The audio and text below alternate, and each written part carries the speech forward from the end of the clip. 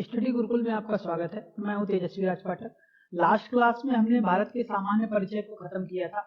आज हम उस पढ़ी हुई क्लासों से संबंधित सभी प्रकार के प्रश्नों को हल करेंगे जो विगत 20 वर्षों में पूछे गए हैं। उन प्रश्नों की शुरुआत करते हैं। सबसे पहले आपको जो कुछ भी पढ़ाया गया है उसके प्रॉपरली नोट्स बना लें और उनको याद कर लें, तब आप इन प्रश्नों को करेंगे तो आपके लिए बहुत ही आसान साबित होगी। चलिए आइए शुरू करते हैं। पहला प्रश्न क्या कहता है, निम्नलिखित कथनों में से कौन से भारत के बारे में सही है। कुछ कथन दिए हुए हैं, इनमें से कौन सा भारत के बारे में सही है। पहला कथन कहता है भारत विश्व का बड़ा देश है। कौन से क्रम का बड़ा देश बता रहा है? भारत विश्व के 5वें क्रम का बड़ा देश बता रहा है। दूसरा क्या कह रहा है, यह स्थल मंडल के कुल क्षेत्रफल का लगभग 2.4% भाग अधिग्रहित किए हुए है, मतलब घेरे हुए है, मतलब पूरी पृथ्वी का 2.4% एरिया जो है वो भारत में आता है। तीसरा कह रहा है समूचा भारत उष्ण कटिबंध में स्थित है। चौथा प्रश्न क्या कहता है, 82.5 डिग्री पूर्वी देशांतर रेखा का उपयोग भारतीय मानक समय को निर्धारित करने के लिए किया जाता है। ये चार आपको ऑप्शंस दिए हुए हैं, बताना है कौन सा उत्तर इसमें सही है।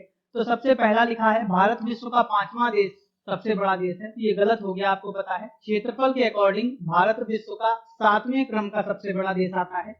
फिर लिखा हुआ है यह स्थल मंडल के कुल क्षेत्रफल का लगभग 2.4% भाग अधिकृत किए हुए है, ये वाला सही है। आपको पता है कि पूरे संपूर्ण पृथ्वी का 2.4% भूभाग भारत में पाया जाता है। तीसरा है समूचा भारत उष्ण कटिबंध में आता है, ये भी गलत है। जितने समय हम लोगों ने भारत के सामान्य परिचय को पढ़ा था, हमने आपको शुरुआती दौर में बताया था कि उत्तर भारत का भाग जो है, जो कर्क रेखा के ऊपर का भारत है, ये बेटा उपोष्ण कटिबंध में आता है। किसमें आता है बेटा? उपोष्ण कटिबंध में आता है। और जो कर्क रेखा के नीचे का भारत है बेटा, ये उष्ण कटिबंध के क्षेत्र में आता है। तो तीसरा भी आपका गलत हो गया है। फिर लिखा है 82.5 डिग्री पूर्वी देशांतर का उपयोग भारतीय मानक समय को निर्धारित करने के लिए किया जाता है, तो ये भी सही हो गया। मतलब ऑप्शन नंबर 2 और चौथा सही है। 2 और चौथा ऑप्शन डी में बताया गया है। इसका मतलब पहले क्वेश्चन का उत्तर कौन सा हो गया? Option D. चलिए अगला क्वेश्चन पढ़ते हैं। अगला क्वेश्चन क्या कहता है, चलिए अगला क्वेश्चन देखते हैं। अगला क्वेश्चन कहता है क्षेत्रफल की दृष्टि से भारत का विश्व के देशों में कौन सा स्थान है। तो आप लोग जानते हैं क्षेत्रफल के अनुसार जो भारत है वो विश्व के 7वें क्रम के देश के रूप में आता है। सबसे पहले आपको पता होगा रूस आता है, रूस के बाद दूसरे नंबर पर कनाडा आता है। कुछ इसी प्रकार बढ़ते हुए क्रम में जो भारत का स्थान है वो 7वां स्थान आता है। अगला प्रश्न है भारतवर्ष आकार में विश्व का, आपको पता है, 7वां सबसे बड़ा देश है। मतलब ऑप्शन कौन सा सही हो जाएगा बेटा? सी सही हो जाएगा। चौथा क्वेश्चन क्या कहता है, भारत का क्षेत्रफल संसार के क्षेत्रफल का 2.4% है, बिल्कुल सही है। परंतु इसकी जनसंख्या संपूर्ण जनसंख्या का आपको पता है 17.5% जो जनसंख्या है वो आकर भारत में निवास करती है। तो इसका नजदीक का ऑप्शन हो जाएगा ऑप्शन बी, यानी संपूर्ण मानव जाति का लगभग 17% जनसंख्या कहाँ निवास करती है? भारत में निवास करती है। इस प्रकार चौथे क्वेश्चन का ऑप्शन आपका ऑप्शन सही हो जाएगा बी। अगला प्रश्न है भारतवर्ष में लगभग कितने गांव हैं। तो भारतवर्ष में अगर हम वर्तमान समय की बात करें तो बेटा 6,28,221 गांव वर्तमान समय में अगर हम बात करें तो भारत में है। अगर आपको इसमें कोई ऑप्शन नहीं दिख रहा है तो ऑप्शन डी इसका सही उत्तर होगा, इनमें से कोई नहीं। इस चीज को आप याद रख लेंगे कि भारत में कुल गांवों की संख्या 6,28,221 है। छठे नंबर के प्रश्न पर हम पहुंचते हैं। लिखा है निम्नलिखित जोड़ों में से कौन सा जोड़ा सही नहीं है। ध्यान से पढ़िएगा प्रश्न को, सही नहीं है। पहला लिखा है भारत का कुल क्षेत्रफल 3.28 मिलियन वर्ग किलोमीटर है। बेटा 1 मिलियन में 10 लाख होते हैं, अगर 10 लाख से मल्टीप्लाई कर दें तो लगभग 32,87,000 के करीब इसका एरिया आ जाएगा, जो कि ऑप्शन बिल्कुल सही है, ऑप्शन ए बिल्कुल सही है। भारत का अक्षांशीय विस्तार 8 डिग्री 4 मिनट से लेकर 37 डिग्री 6 मिनट तक है, ये भी उत्तर बिल्कुल सही है। तीसरा क्या कहता है, भारत का रेखांशीय विस्तार 68 डिग्री 7 मिनट से लेकर 97 डिग्री 25 मिनट है, ऑप्शन सी भी आपका सही है। भारत में राज्यों की कुल संख्या 26 है, ये गलत हो गया। आपको पता है वर्तमान समय में भारत में राज्यों की संख्या 28 है और केंद्र शासित प्रदेशों की संख्या बेटा कितनी है? 8 केंद्र शासित प्रदेश वर्तमान समय में भारत में मौजूद है। 7वें प्रश्न पर चलते हैं। भारत के लिए निम्नलिखित कथनों में से कौन सा असत्य है। पहला है भारत विश्व का 7वां सबसे बड़ा देश है, बिल्कुल सही जवाब है। अगला है भारत जनसंख्या की दृष्टि से विश्व का दूसरा सबसे बड़ा राष्ट्र है, आपको पता है, क्षेत्रफल में 7वां और जनसंख्या में दूसरा। तीसरा प्रश्न है, इसकी भूमि सीमा का विस्तार लगभग 15,200 किलोमीटर है। ये भी बिल्कुल सही है। जैसा कि आप जानते हैं, भारत की स्थलीय सीमा की लंबाई 15,200 किलोमीटर है। अगर कुल जलीय सीमा की बात करें तो 7,516.6 किलोमीटर है। अगर मुख्य भूमि की केवल जलीय सीमा की बात करेंगे बेटा तो लगभग 6100 किलोमीटर हमको देखने को मिलती है। चौथा क्या कह रहा है? कह रहा है सर्वप्रथम सूर्योदय इसके मिजोरम राज्य में होता है। आपको पता है कि सर्वप्रथम सूर्योदय भारत के पूर्वोत्तर का एक राज्य है जिसका नाम है अरुणाचल प्रदेश। तो सबसे पहले सूर्योदय कहाँ होगा? अरुणाचल प्रदेश में। तो हमारा डी ऑप्शन क्या हो गया? गलत हो गया। यही क्वेश्चन की मांग थी, भारत के लिए निम्नलिखित कथनों में से कौन सा कथन असत्य है? तो डी आपके लिए क्या हो गया? असत्य। 8वें नंबर प्रश्न पर आते हैं। लिखा है भारत विस्तृत है। जैसा कि आप जानते हैं, आपने कई बार पढ़ा होगा, आपने वीडियो अगर अच्छे से देखे होंगे तो आपको बहुत अच्छे से समझ में आ रहा होगा कि अगर भारत के विस्तार की हम लोग बात करें बेटा तो कुछ इस प्रकार भारत का मैप आपको देखने को मिलता है। बेटा यहाँ की अगर बात करें तो 97 डिग्री 25 मिनट भारत का पूर्वी विस्तार है, और इधर की बात करें बेटा तो 68 डिग्री 7 मिनट इसका विस्तार देखने को मिलता है। यहाँ पर बात करें तो बेटा 8 डिग्री 4 मिनट देखने को मिलेगा।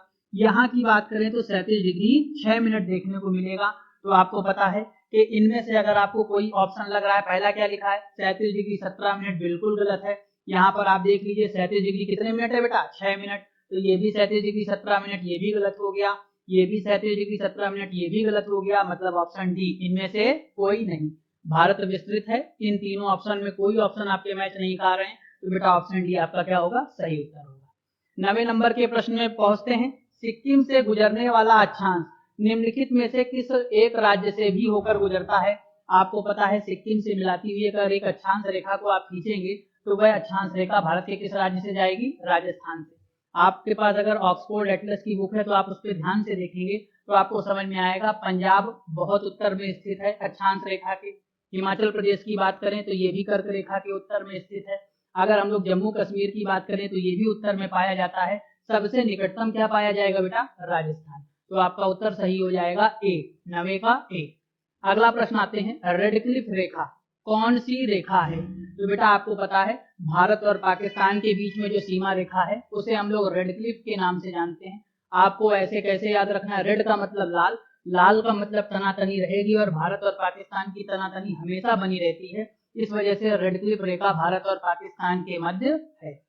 अगला देखते हैं कर्क रेखा किस राज्य से होकर गुजरती है? तो बेटा पहला ऑप्शन उड़ीसा, बिल्कुल गलत है। अगला उत्तर प्रदेश, बिल्कुल गलत है।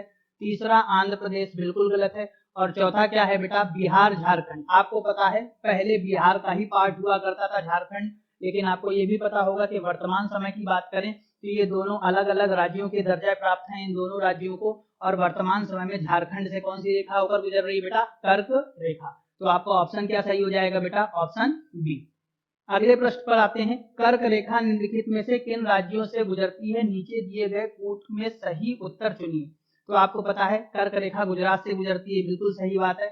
गुजरात के बाद कर्क रेखा छत्तीसगढ़ से भी गुजरती है बेटा, झारखंड से भी गुजरती है, लेकिन उत्तर प्रदेश से गुजरती नहीं है। तो मतलब पहला, दूसरा और चौथा, आप देखिए पहला, दूसरा और चौथा आपको ऑप्शन ए में मिल रहे हैं। मतलब ऑप्शन ए सही है कि कर्क रेखा आपको पता है भारत के 8 राज्यों से होकर गुजरती है।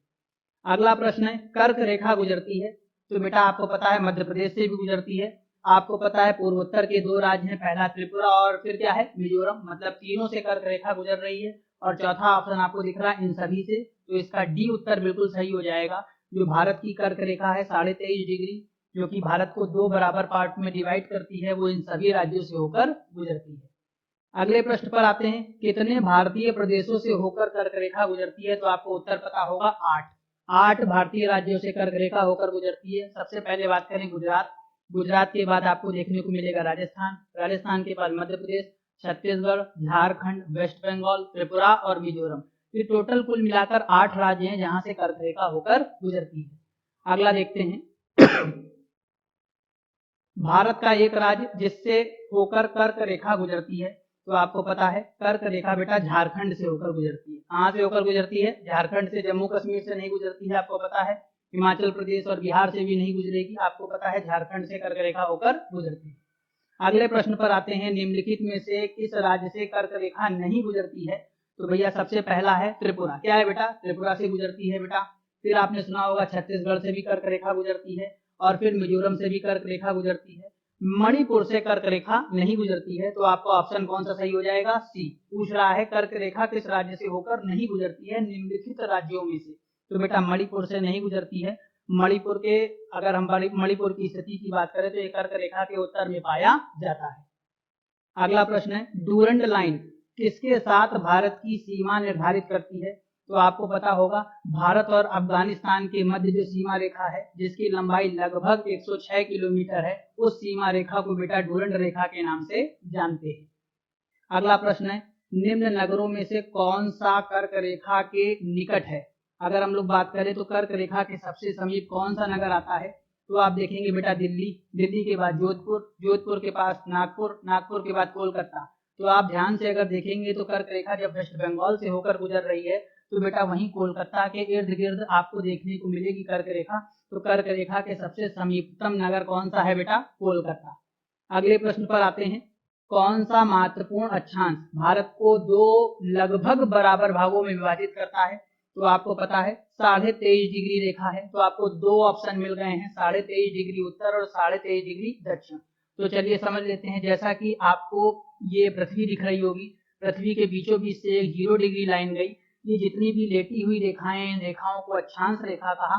उत्तरी गोलार्ध में उत्तरी अक्षांश कहलाएंगी और बेटा दक्षिणी गोलार्ध में दक्षिणी अक्षांश कहलाएंगी। और आपको पता है 23.5 डिग्री जो रेखा है वो उत्तरी गोलार्ध से होकर गुजरती है, मतलब उत्तरी अक्षांश रेखा है। तो आपका ऑप्शन कौन सा सही हो जाएगा बेटा? डी ऑप्शन आपका सही हो जाएगा। आगे बढ़ते हैं बेटा, निम्नलिखित में से कौन सा भारतीय राज्य कर्क रेखा के उत्तर में स्थित है? अगर कर्क रेखा के उत्तर की बात करें तो बेटा आपको मणिपुर देखने को मिलेगा जो कि कर्क रेखा के उत्तर में स्थित है। झारखंड, मिजोरम, झारखंड, फिर अगला बेटा मिजोरम और त्रिपुरा, इन तीनों राज्यों से कर्क रेखा होकर गुजरती है और मणिपुर कर्क रेखा के उत्तर दिशा में स्थित राज्य है। अगला है, भारत और चीन की उत्तर पूर्वी सीमा का सीमांकन कौन सी रेखा करती है? तो बेटा भारत और चीन के बीच अगर हम लोग बात करें तो भारत और चीन के बीच में जो रेखा है जिसका नाम है मैकमोहन रेखा, सर हेनरी मैकमोहन के नाम के आधार पर 1914 में इस सीमा रेखा का निर्धारण किया गया था। निम्नलिखित में से किस देश की भारत के साथ सबसे लंबी स्थलीय सीमा है? तो आपको पता होगा भारत सबसे अपनी लंबी स्थलीय सीमा बांग्लादेश के साथ लगभग 4096 किलोमीटर लंबी सीमा भारत साझा करता है। और सबसे छोटी सीमा की बात करें तो लगभग 106 किलोमीटर की सीमा बेटा भारत अफगानिस्तान के साथ साझा करता है। अगला प्रश्न, निम्नलिखित भारत की नदियों में से कौन कर्क रेखा को 2 बार काटती है? तो कर्क रेखा को 2 बार काटने वाली नदी का नाम बेटा क्या है? माही नदी है। कौन सी नदी है बेटा? माही नदी है। अगला प्रश्न, जब भारतीय मानक समय के यामोत्तर पर अर्धरात्रि एक स्थान पर सुबह का 6 बजा हुआ है, उस समय की अवस्थिति जिस यामोत्तर पर वह है। सिंपल से सबसे पहले प्रश्न को समझने की कोशिश करते हैं। जैसा कि आपको पता है ये पृथ्वी है बेटा, पृथ्वी के बीचों बीच से एक लाइन जा रही है जिसका नाम है 0 डिग्री देशांतर रेखा, और इसी के पूर्वी गोलार्ध में 82.5 डिग्री है बेटा। कितने डिग्री है? 82.5 डिग्री। बेटा ये भारत की मानक समय रेखा है। कहाँ की मानक समय रेखा है? भारत की मानक समय रेखा है। इनका कहने का मतलब ये है कि जब भारतीय मानक समय रेखा के यामोत्तर पर अर्धरात्रि है, अर्धरात्रि का मतलब 12 बजे हुए हैं बेटा, एक स्थान पर सुबह का 6 बजा हुआ है। कितना बजा हुआ है? सुबह का 6 बजा हुआ है। उस स्थान की स्थिति जिस यामोत्तर पर है, आपको इस यामोत्तर की मतलब इस रेखा की आपको विस्तार के विषय में बताना है। तो बेटा 12 से अगर हम 6 बजे की बीच की बात करें तो 6 घंटे का अंतर आ रहा है। कितने घंटे का अंतर आ रहा है? 6 घंटे का। 1 डिग्री का जो अंतर होता है, या हम बात करें 1 घंटे में जो अंतर आता है वो 15 डिग्री का आता है। कितने डिग्री का आता है बेटा? 15 डिग्री का। 15 छक्का 90, कितने डिग्री आगे बेटा? 90 डिग्री। अगर हम इसकी बात करें तो ये कितने डिग्री आगे चल रहा है? 90 डिग्री। 82.5 डिग्री पे हम थे और यहाँ से कितने डिग्री आगे जाना है? 90 डिग्री और आगे जाना है। तो बेटा 82.5 डिग्री में जब हम 90 डिग्री को ऐड कर देंगे तो बेटा ये लगभग आप जोड़ेंगे तो 9 और 1 10 और 7 17, 172 डिग्री 30 मिनट आएगा बेटा। कितना आएगा? 172 डिग्री 30 मिनट पूर्वी में। पूर्वी का मतलब ये बेटा 0 डिग्री रेखा है जो भारत को पूर्वी और पश्चिमी 2 गोलार्धों में डिवाइड कर रही है। इधर वाले गोलार्ध को पूर्वी गोलार्ध कह दिया, इस वजह से यहाँ पर आपको क्या लिखा दिख रहा है बेटा, पूर्वी लिखा दिख रहा है। मुझे उम्मीद है कि आपको प्रश्न बहुत अच्छे से समझ में आया होगा। अगले प्रश्न पर आते हैं हम लोग। गुजरात के सबसे पश्चिमी गांव और अरुणाचल प्रदेश के सबसे पूर्वी छोर पर स्थित वालांग के समय में कितने घंटे का अंतराल होगा? जैसा कि आप जानते हैं ये भारत आपको देखने को मिल रहा होगा। अगर भारत की इस स्थिति की बात हम लोग कर रहे हैं तो बेटा यहाँ पर आपको 97 डिग्री 25 मिनट देखने को मिलता होगा, और इस पॉइंट की बात करें तो यहाँ पर आपको 68 डिग्री 7 मिनट देखने को मिलेगा। बेटा इन दोनों के बीच में 30 डिग्री का अंतर है। कितने डिग्री का अंतर है? 30 डिग्री का लगभग अंतर हम लोग मान लेते हैं। 1 डिग्री में बेटा कितने मिनट होते हैं? 4 मिनट। तो 30 डिग्री में मिनट की संख्या कितनी आ गई? 120 मिनट। और 120 मिनट का मतलब कितने घंटे हो गए बेटा? 2 घंटे। तो आपका सही उत्तर क्या हो गया बेटा? 2 घंटे। अगला प्रश्न आते हैं। मैकमोहन रेखा सीमा रेखा बनाती है। अगर मैकमोहन की बात करें बेटा तो ये भारत और चीन के मध्य सीमा रेखा बनाती है, जिसका नाम क्या है बेटा? मैकमोहन रेखा।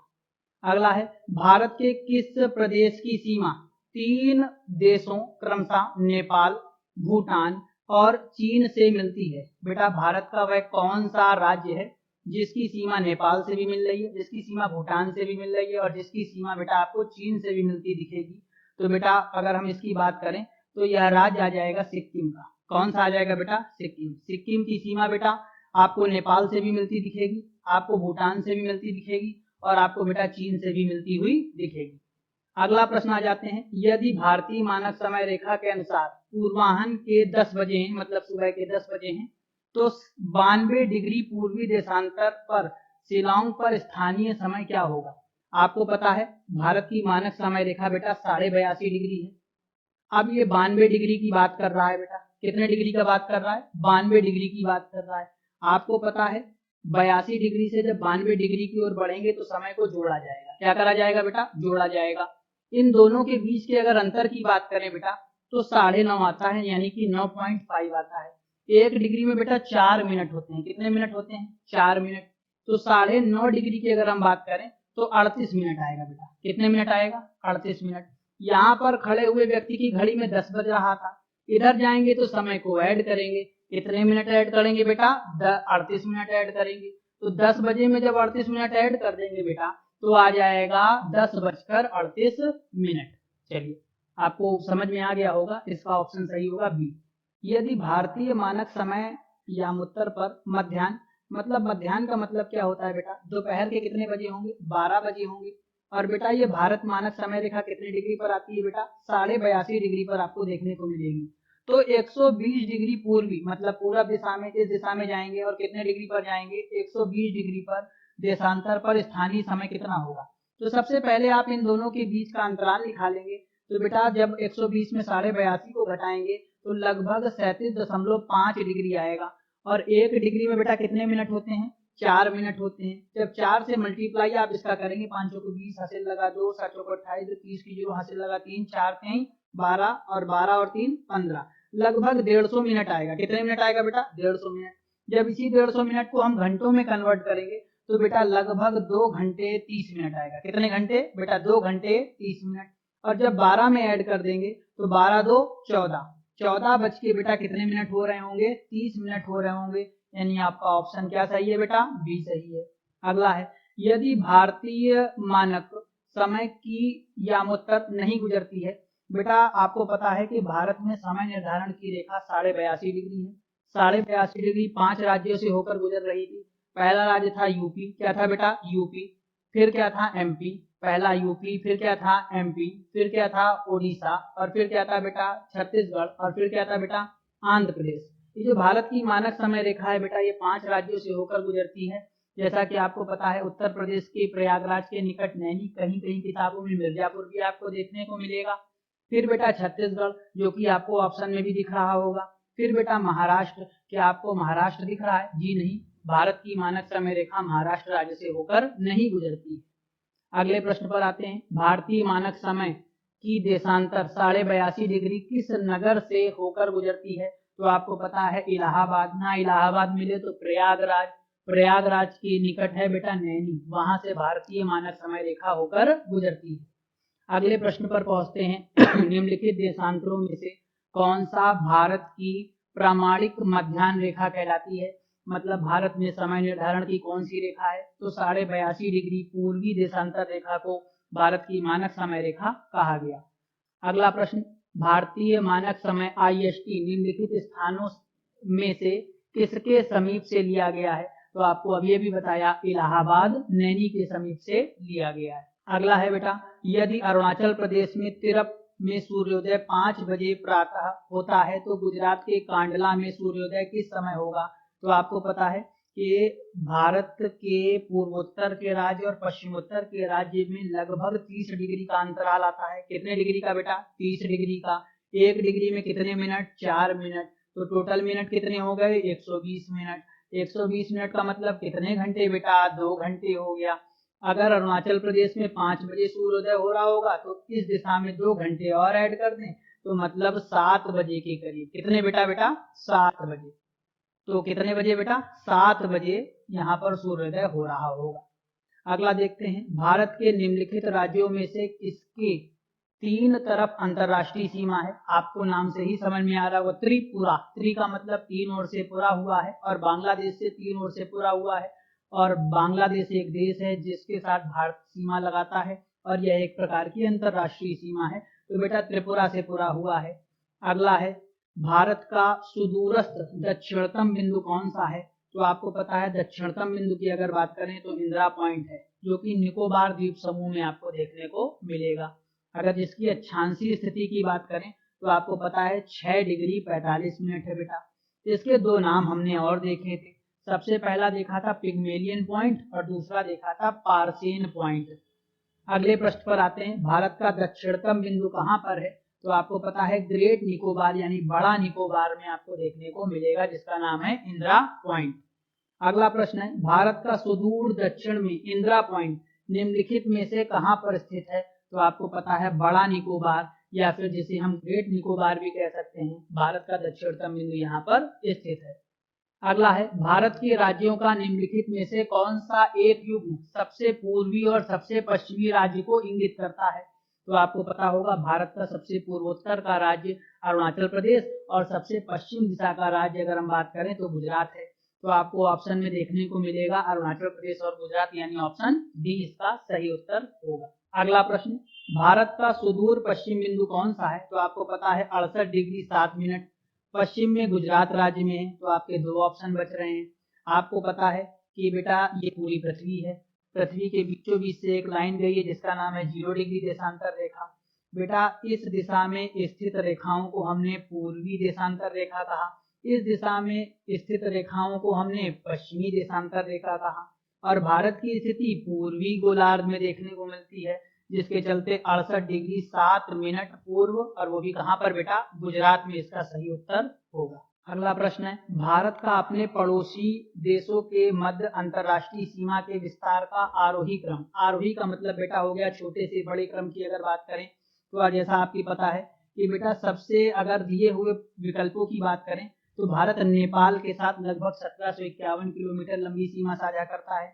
उसके बाद पाकिस्तान के साथ 33-23 किलोमीटर लंबी सीमा साझा करता है।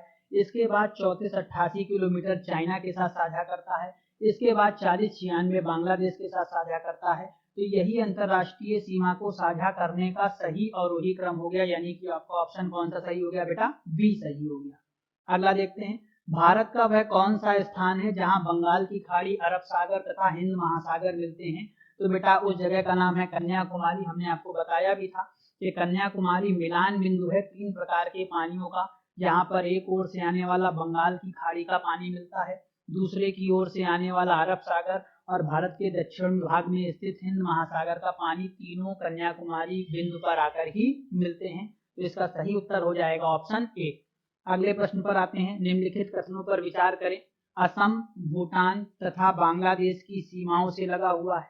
कह रहे हैं जो असम है वो भूटान तथा बांग्लादेश की सीमाओं से लगा हुआ है।